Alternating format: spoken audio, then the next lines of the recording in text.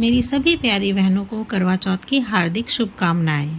हर त्यौहार, हर व्रत की सच्ची कथा सुनने के लिए हमारे भक्ति चैनल सोलफुल हारमनी को सब्सक्राइब करें ताकि सब अपडेट्स आपको समय समय पर मिलते रहें। चलिए शुरू करते हैं करवा चौथ की संपूर्ण कथा। नमस्कार दोस्तों, आज के हमारे इस वीडियो में हम आपके लिए करवा चौथ व्रत की संपूर्ण कथा लेकर आए हैं। बहुत समय पहले की बात है, किसी साहूकार के साथ बेटे थे और उनकी एक बहन करवा थी। सभी सातों भाई अपनी बहन से बहुत प्यार करते थे, यहाँ तक कि पहले उसे खाना खिलाते फिर स्वयं खाना खाया करते थे। एक दिन जब करवा चौथ का व्रत आया तो करवा अपने ससुराल से मायके आई हुई थी। शाम को जब भाई खाना खाने बैठे तो अपनी बहन से भी खाने का आग्रह करने लगे, लेकिन बहन ने बताया कि आज उसका करवा चौथ का निर्जला व्रत है और वह खाना चंद्रमा को अर्घ देकर ही खाएगी। अपनी बहन को भूख प्यास से व्याकुल देख सबसे छोटे भाई ने पहाड़ी पर जाकर एक दीपक जला दिया और उसे चलने की ओट में रख दिया। वापस आकर अपनी बहन से कहने लगा, बहन, चांद निकल गया है, तुम अर्घ देकर खाना खा लो। करवा भागी भागी अपनी भाभीियों के पास गई और कहने लगी, भाभी चलो, चांद निकल गया, अर्घ देकर खाना खाते हैं। भाभियाँ सारी बात जानती थीं। वह बोली, भाई साहब, अभी आपका चांद निकला है, आप अर्घ देकर खाना खा लो, हमारा चांद निकलने में अभी समय है। करवा भोली भाली भाभियों की यह बात नहीं समझ पाई और चांद को अर्घ देकर खाना खाने बैठ गई। जैसे ही पहला निवाला तोड़ा तो उसे छी आ गई, दूसरा निवाला तोड़ा तो उसमें बाल निकल आया और तीसरा निवाला तोड़ते ही उसके ससुराल से खबर आ गई कि जैसे भी हालत में है तुरंत अपने ससुराल पहुँचे। सेठानी करवा को विदा करने के लिए जैसे ही कपड़े निकालने लगी तो कभी उसके हाथ में काला कपड़ा आए तो कभी सफ़ेद। यह देखकर सेठानी को बहुत चिंता हुई और वह करवा से बोली, बेटा, रास्ते में जो भी मिले उन सब के पैर छूती जाना। जो भी तुझे बुढ़ सुहागन होने का आशीर्वाद दे तो वही अपने पल्ले में गांठ बांध लेना। माँ की यह बात सुनकर करवा अपने ससुराल के लिए निकल गई। रास्ते में जो भी मिला करवा उन सब के पैर छूती गई।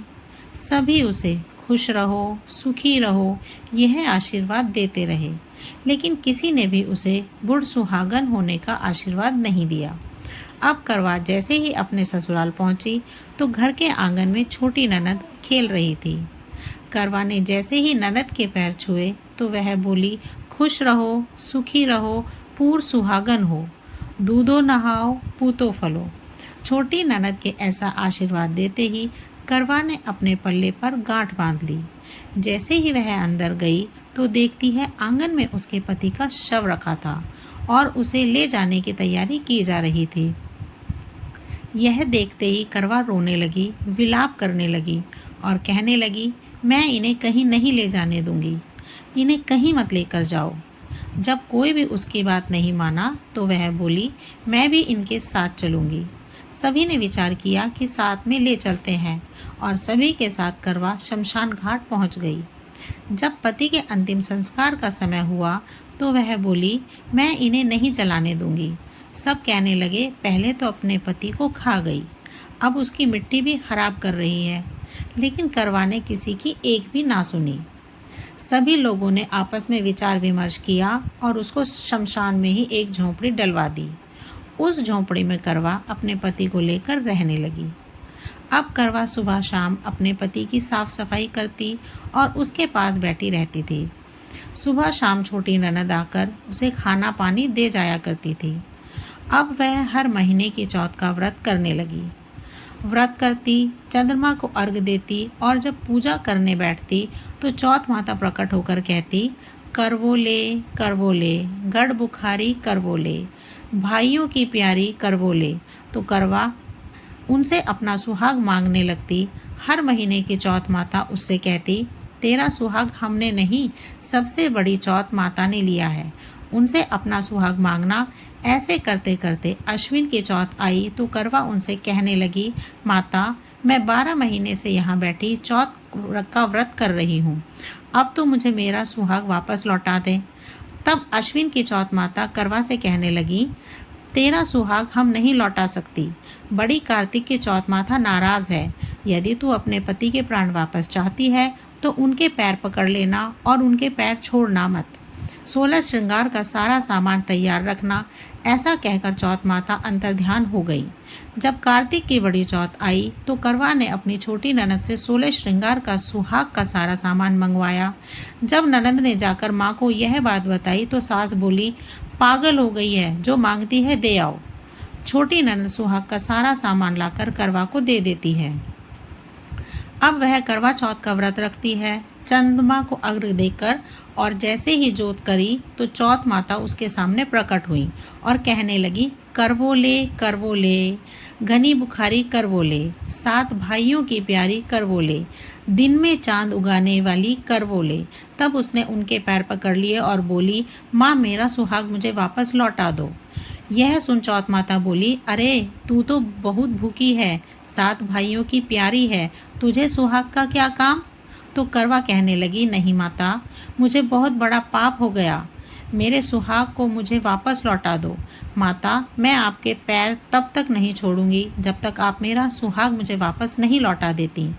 यह सुनकर चौथ माता ने करवा से एकाएक सुहाग का सारा सामान मांगा और करवा उन्हें सारा सुहाग का सामान एक एक कर देती गई। तब चौथ माता उससे कहने लगी, तुझे ज़रूर व्रत करने की सारी विधि सब बात कोई समझा के गया है। तो करवा कहने लगी, माता मुझे तो हालात ने सब कुछ समझा दिया है, आप बस मेरा सुहाग मुझे वापस लौटा दें। तब चौथ माता ने अपनी आंखों से काजल निकाला, उंगलियों से मेहंदी और मांग से सिंदूर निकालकर उसे करवे में घोल दिया और उस जल से उसके पति को छींटा लगाया। छींटा लगते ही उसका पति जीवित हो गया। जाते जाते चौथ माता उसकी झोंपड़ी पर लात मार गई, जिससे उसकी झोंपड़ी महल में बदल गई। करवा को सब सुख आनंद हो गया और शाम को जब छोटी ननद भाभी के लिए खाना लेकर आई तो देखती है कि भाभी की झोंपड़ी तो कहीं है ही नहीं, उसकी जगह एक बड़ा सा महल खड़ा है। उधर करवा खिड़की में बैठी छोटी ननद के आने की प्रतीक्षा कर रही थी। छोटी ननद को आता देख करवा दौड़ी दौड़ी उसके पास गई और कहने लगी, देखो बाई साहब, आपका भाई जीवित हो गया। घर जाओ और माता जी से कहो कि गाजे बाजे के साथ हमें लेने आए। छोटी ननद दौड़ी दौड़ी माँ के पास गई और कहने लगी, माँ भाई जीवित हो गया। माँ कहने लगी, अब तक तो वह भाभी ही थी, अब तेरा भी उसके साथ साथ दिमाग खराब हो गया है। तो वह बोली, नहीं माँ, मैंने अपनी आंखों से देखा है, भाई जीवित हो गया है। यह सुन माँ और बेटी दोनों गाजे बाजे के साथ अपने बेटे और बहू के पास पहुँचे।